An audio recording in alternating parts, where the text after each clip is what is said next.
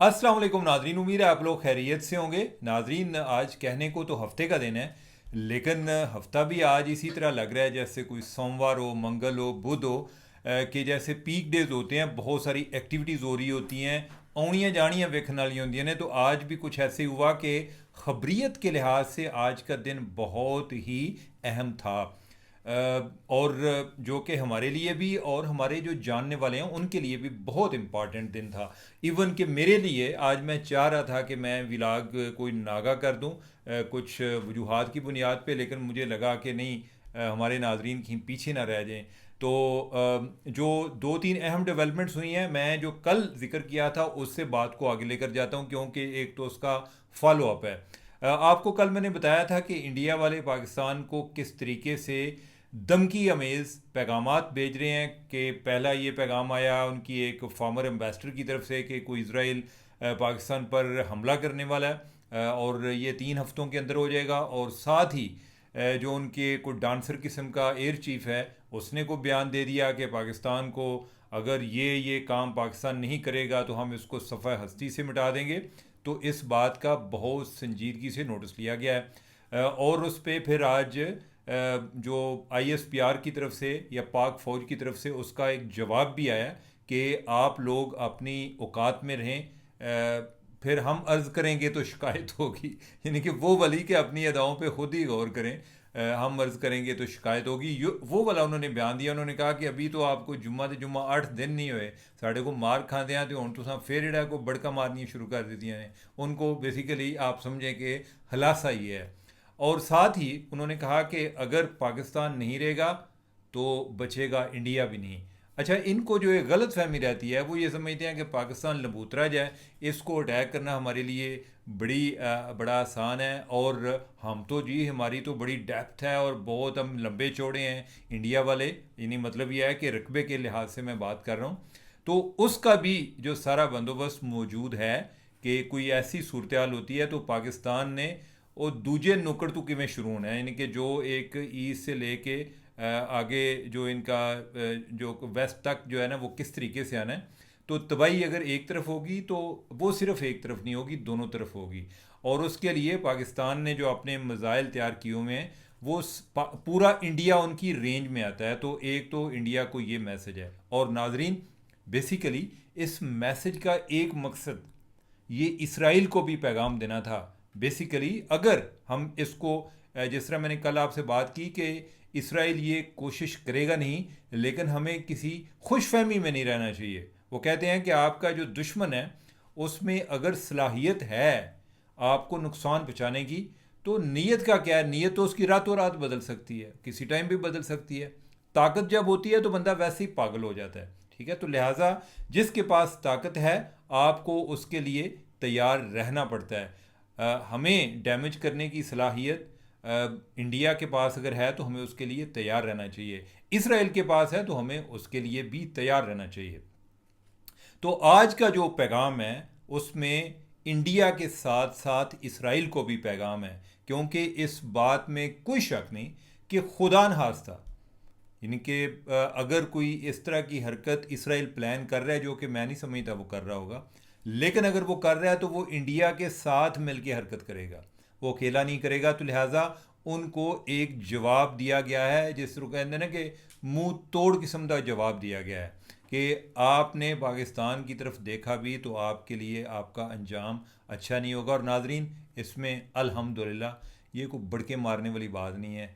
हम और बहुत सारे लिहाज से पीछे होंगे, लेकिन दिफाई लिहाज से हम इनको आगे नहीं निकलने देते हैं, और इनकी वो सलाहियत भी नहीं है और ना ही इनमें वो तड़ है। बस बढ़के बुड़के अपने लोगों को कायल करने की कोशिश करते हैं।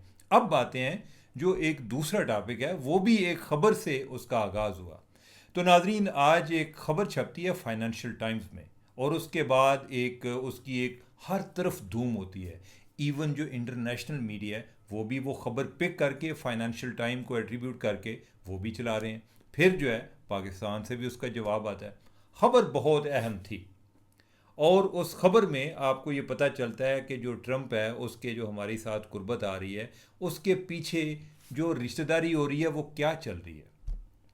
तो नाजरीन, उस खबर में यह था कि उन्होंने कोई एक तजवीज़ देखी है पाकिस्तान की तरफ से पेश की गई है कि जो पसनी का इलाका है, बलूचिस्तान का इलाका है पसनी, साहली इलाका है, तो उसमें हमने अमेरिका को ऑफ़र किया है कि आप इधर बंदरगाह बना सकते हैं और आगे जो है उसी से आगे आप जो है यानी कि जो एक रेयर अर्थ मिनरल्स हैं उसकी माइनिंग के लिए आप जा सकते हैं। यानी कि आपके लिए वो एक सहूलत भी होगी, एक बंदरगाह भी मौजूद होगी।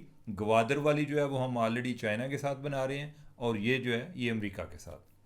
अब जो है यानी कि इस पे बहुत सारे लोग जो हैं वो मुख्तलिफ तबसरे करते पाए जाते हैं। एक ये ख्याल किया जाता है कि जी हो जी फिर चाइना के मुकाबले तो असी अमेरिका नूं लैवांगे, तो इसका तो ये हो। दूसरी बात यह है कि जी चाइना जो है, हमने चाइना को पूछा है कि नहीं पूछा।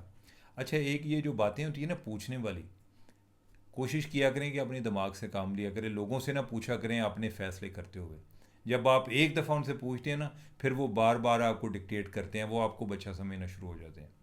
इस लिहाज से पाकिस्तान जो है वो अपने फ़ैसले खुद करता है। अच्छा, दूसरा, जो लोग चाइना के साथ डील करते रहे हैं, मेरी उनसे भी बात हुई, अभी नहीं बात हुई, पहले जब बात होती रहती थी जी कि हमने इनको मिनरल्स की इन्वेस्टमेंट में लाना चाह रहे हैं, तो उन्होंने कहा जी कि चाइना वाले जो है ना वो बड़े प्रैग्मेटिक हैं। यानी कि वो जज्बाती अंदाज नहीं साढ़े यार सोचते कि वो जनाब अजकल साड़ी चाइना नाल यारी है तो असी पूरी दुनिया नाल जिहदे चाइना की लड़ाई है उहदे नाल साड़ी लड़ाई है। इस तरह तो चाइना ने कभी लड़ाई नहीं की कि पाकिस्तान का जिसके साथ ताल्लुक नहीं है हमारा भी नहीं है, ये तो उन्होंने नहीं की। हम जो है नहीं कि कई दफ़ा ज़्यादा ही पागल हो जाते हैं। लेकिन यह है कि चाइना के साथ ताल्लुक़ का मतलब ये नहीं है कि हम दूसरों के साथ ताल्लुक़ ना रखें, मतलब यह है कि हम किसी के हाथों चाइना के ख़िलाफ़ इस्तेमाल ना हो, तो वो तो हम होने नहीं जा रहे। तो यानी बल्कि मेरी एक बंदे से बात हुई, उसने कहा जी कि चाइना वाले इतने प्रैग्मेटिक हैं कि वो कहेंगे कि रेकोडे के एक ब्लाक जो है ना इंडिया वाले भी दे दो, इन्होंने भी पालो बेच, यानी कि उनको उस पर भी इतराज़ नहीं होगा। तो उस लिहाज से मेरा नहीं ख्याल कि चाइना को इतना ज़्यादा मसला होगा। अब दूसरी बात यह है, कई लोग कहते हैं जी कि वो जी वो फिर असी वो अगर वो साड़ी जी माइनिंग होएगी तो इतों रेयर अर्थ मिनरल्स निकालेंगे तो ये तो जी हम खुद निकाल लेते तो हमें इतना मुनाफा हो जाता। वो भाई असी खुद कढ़न जोगे होंगे तो असी बाहरों क्यों बंदे मंगवाते। हमने तो इवन जो रेकोडेक के लिए जिस कंपनी को नाराज़ हो गई थी इफ्तिखार चौधरी ने, जिनके साथ हमारा जो कॉन्ट्रैक्ट कैंसिल कर दिया था, उसको भी दोबारा तब लेकर आए। हमने एक लोकल लेवल पर अपना कंसोर्टियम बनाया था कि ये जो है मिलकर जो है ना ये माइनिंग करेंगे, लेकिन वो इस काबिल ही नहीं है। यानी कि ये सलाहियत की बात होती है ना, यानी कि वो इस काबिल नहीं है कि वो कर सकें, तो लिहाजा उसके लिए हमें बाहर से दोबारा उन्होंने तरला करके जो है उनको साथ हमने लाना पड़ा। तीसरी बात ये है कि अगर ये हमारे ऐसी सोच होती तो फिर तो आज जो है सऊदी अरब जो जिन्होंने 60-70 की दहाई में तेल निकालना शुरू किया था, वो सोचते कि यार तेल तो साढ़े को बड़ा है, तो अगर किसी गोरे नूं लियावांगे दरम्यान तो फिर तो यानी कि अद्धा तेल चला जाएगा, तो फिर तो वो तेल इस्तेमाल ही ना कर पाते। फिर जो है यानी कि वो तेल के इस्तेमाल से इतने अमीर ही ना होते कि हम भी उनके नखरे देख रहे होते। तो उन्होंने भी किया, तो हमारे पास नहीं है कैपेसिटी। ठीक है, जब कैपेसिटी नहीं है तो बजाय इसके कि आप यही सोच सोच के जो है यानी कि ख्याली तौर पे अमीर होते रहें जी कि इधर जो है इतने ट्रिलियन की जो हमारे यहाँ जो है इधर ज़खायर पड़े हुए हैं उनको निकालना भी है और उनको आगे कहीं इस्तेमाल करना है, और उससे जो पैसा आएगा उससे हम अपनी कैपेसिटी भी बिल्ड करेंगे। ठीक है, तो लिहाजा उसमें कोई मसला नहीं है। वो अगर चाइना वो अमेरिका भी आ जाता है तो कोई मसला नहीं है। चाइना के साथ हमने बाय द वे जो पहले भी प्रोजेक्ट किए हैं, सैंडिक प्रोजेक्ट किया, उधर से भी कापर निकलना था, कुछ समझ ही नहीं लगती कापर जाता किधर है। तो बेहतर है यानी कि आप जितने कंपेटिटिव होंगे, आपके पास जितने इन्वेस्टर होंगे, चाइना वाला यानी कि आपका भाई हो ना, आपके पास प्लाट हो, आपने बेचना हो, तो आपके भाई को पता हो ना आप मजबूरी में बेच रहे हैं, तो वो ये नहीं कहता कि मैं 10 लाख आपको ऊपर दे देता हूँ, वो कहता है कि 20 लाख घट दा तुम मैनू नहीं दे देंगे। तो लिहाजा आपके पास जितने आप अपने ऑप्शंस को डाइवर्सिफाई करेंगे, उससे पाकिस्तान की बारगेनिंग पोजीशन चाइना के साथ भी अच्छी होगी, अमेरिका के साथ भी अच्छी होगी, बाकी ममालिक के साथ भी अच्छी होगी। अब जो है यानी कि मैं इस पे एक अहम बात और आखिरी बात करने जा रहा हूँ। आपने ये नोट किया है कि पाकिस्तान और अमेरिका ने पिछले दिनों कोई इनके मुज़ाकरात हुए काउंटर टेररिज्म के हवाले से, उसमें पहली दफ़ा बलूचिस्तान का जिक्र आया।